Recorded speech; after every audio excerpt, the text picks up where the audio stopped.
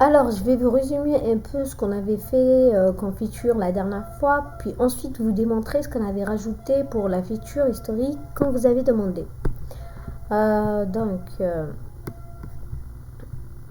Alors, pour la dernière fois, on avait développé 3 features, comme vous pouvez le voir sur Kanban. On a le système de catégories, système de badge et historique des quiz.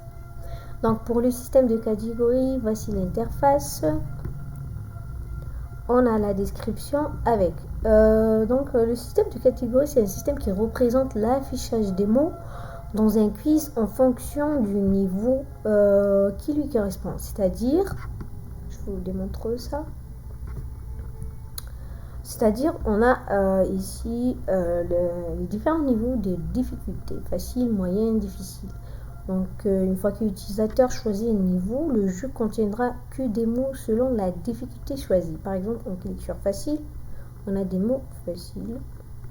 Et puis, si par exemple on clique sur difficile, on a des mots plus difficiles. Donc, voici pour la feature des catégories. Donc, ensuite, on a système de badge. Donc, pour le système de badge, voici l'interface avec la description qui va avec. Donc, pour le système de badge, c'est un système qui représente l'attribution des badges aux joueurs quand ces derniers atteindront un certain score défini des niveaux afin de débloquer un badge. Donc, pour vous montrer ça, on a les différents badges.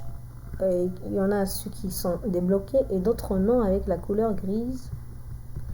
Alors, par exemple, pour ce badge, on a la phrase félicitations, vous avez eu au moins 10 bonnes réponses. Alors, on a félicitations avec le score ainsi que le type de quiz.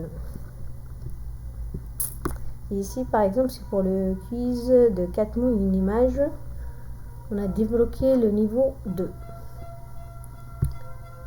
Et pour finir, on a la feature historique des quiz. Donc, voici l'interface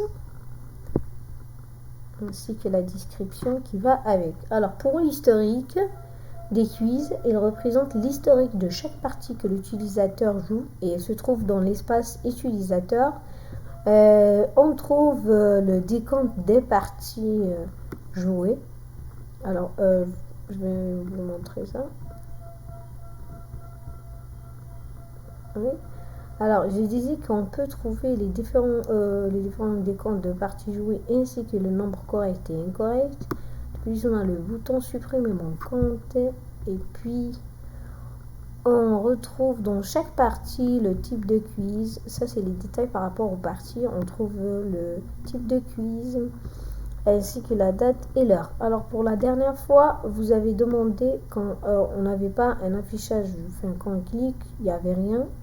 Donc, vous avez demandé quand on clique, on reprend le quiz. Donc, voici la démonstration. On clique sur ça. Et on se retrouve dans le quiz et on peut reprendre. Voilà. Je vous remercie.